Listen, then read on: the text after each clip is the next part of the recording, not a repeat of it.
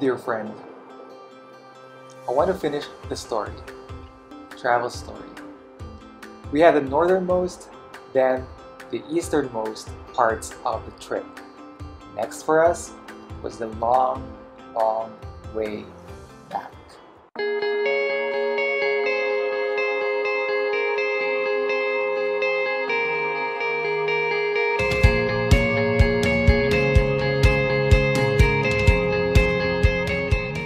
The last three were New England states, so we visited the rest.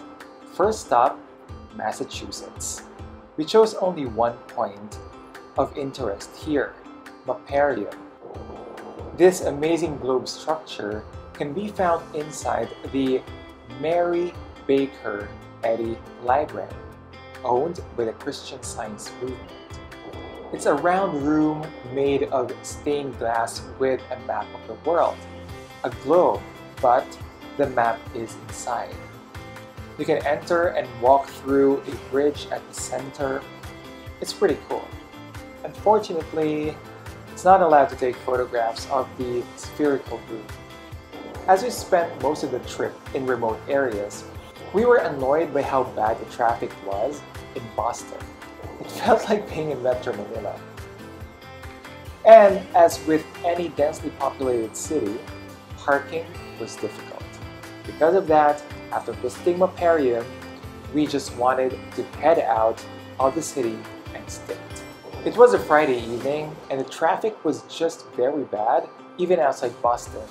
After hours of slugging, we decided to find the nearest accommodation and just rest. And the advantage of this change of plan was chancing upon a hotel that has a good seafood restaurant. So we ordered lobsters again, along with other seafood. Massachusetts, after all, is also along the Atlantic Ocean. We ordered too much that we have leftovers for the next day. Next on the list of New England states was Rhode Island. This was a small but charming state, and as its state sign says, beautiful. We went to Cold State Park to have a relaxing stroll at the beach. The food left over the day before was also used as temporary lunch for a few of us. After that moment of calm at the beach, we headed to the last New England state on the list, Connecticut. This was also our pit stop. We visited two spots here. First was the Mark Twain House and Museum. Whoa, Mark Twain was rich, huh? We were not able to enter anymore because, as usual, we were late to arrive.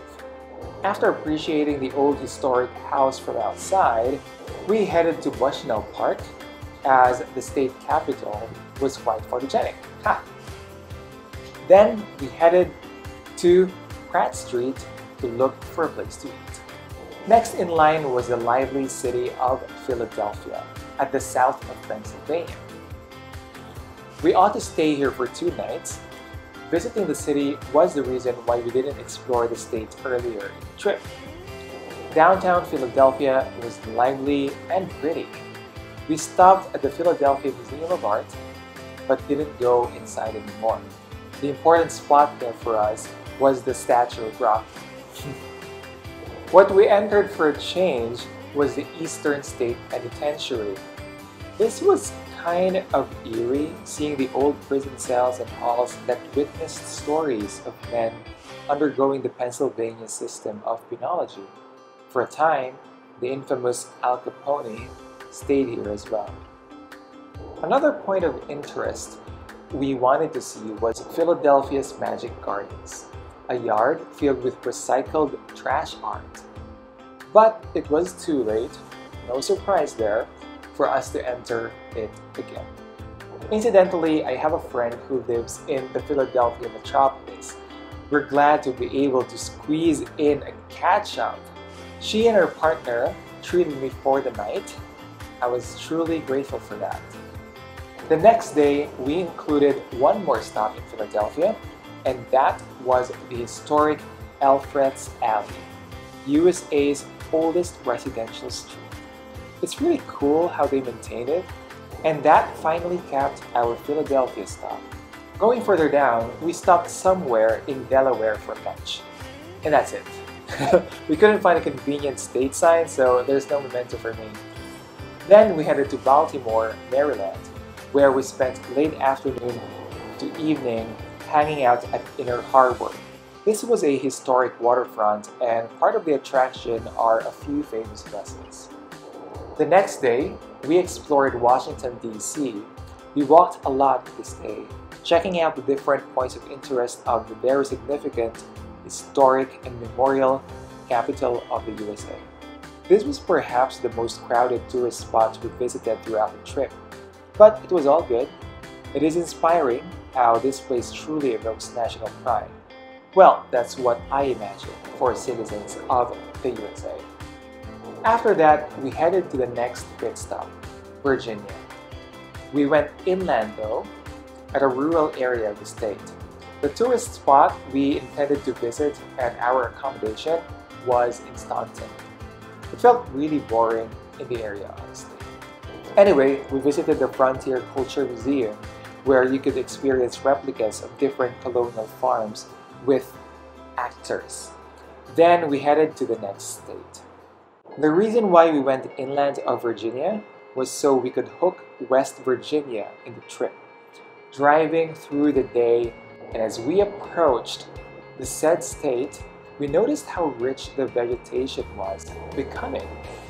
What a pleasant surprise! West Virginia actually has astounding nature. After visiting various cities in the east, finding nature again just made us so happy. As soon as we entered West Virginia, we looked for John Denver's song, Take Me Home, Country Roads. And boy did it hit differently. It gave us chills when the chorus hit, where West Virginia is mentioned. Made us a bit emotional even. We visited two spots the next day. The first one was Canyon Rim Visitor Center, where we could have an overlook of New River Gorge. The New River Gorge Bridge, for many years, was the longest single-span arch bridge in the world. Its rustic look strangely blended with nature. Next was the very cute Glad Creek Grist Mill in Babcock. It's easily one of the most photogenic spots we ever visited in the trip. We really enjoyed the short hangout here. Oh, the John Denver song just played in my head again. We had to move on, sadly. Time to go south again. Next stop, Charlotte, North Carolina. We looked for a few museums in here, but decided not to enter any of them. We're not followers of NASCAR anyway, and we didn't want to enter another art museum, so basically we just had a look around the city. Our next pit stop was Charleston, South Carolina. My cousin met her friend who recently moved there. This was the southernmost point of the trip, and by the middle of May, we felt a familiar tropical weather. We experienced the colorful and lively port city of Charleston in the French Quarter side. We went to Joe Riley Waterfront Park and walked to nearby attractions like the Rainbow Grove. From South Carolina, we finally started our way back west. But not straightforward, as we had to hook all the states left unvisited. In case you're wondering why we didn't go to Florida anymore, it's because the previous year they already had a southern US road trip. We checked in a hotel near Atlanta, Georgia, and the next day went to Chattahoochee River for a refreshing afternoon before leaving the state. We were making our way northwards again because our next stop was the state where the soundtrack of America is made, Tennessee. We stayed in Nashville and aptly visited the Musicians Hall of Fame and Museum. Musician or not, we are all touched or moved by music, so this homage to great music offered a fascinating experience. My favorite part was the Grammy Room. Then we drove just one more time northwards as we hooked Kentucky. The main attraction we visited here was the Mammoth Cave National Park. Only 6 out of 11 of us would enter the cave. However, just before we bought tickets for the tour, I realized that I lost my phone. So I backed out of the tour and just tried to find my phone. The remaining party retraced our path to the motel. I realized that the phone must fell off the van because I left it at the back bumper for some stupid reason when I checked our room before leaving. Damn. So that's what I remember most about Kentucky. After that, we decided to just fast-track our way back to Arizona with almost no stop for a point of interest. We passed by Arkansas, Oklahoma, then Texas. All three states were new for me, not for them. But it's worth noting that there's an interesting historic dinner place we had at Texas though, Big Bird's Steakhouse. Then, the last state we passed by was New Mexico, before finally reaching Arizona. We just dropped by one point in Arizona, then really headed home afterwards. And this, my friend, is the story of our most epic road trip. 36 states in 33 days. More than 10,000 miles of road. I do not know if we could ever top that, but regardless, every travel story has a special place in my heart. Thank you for listening, reading, watching. Your friend, Jericho.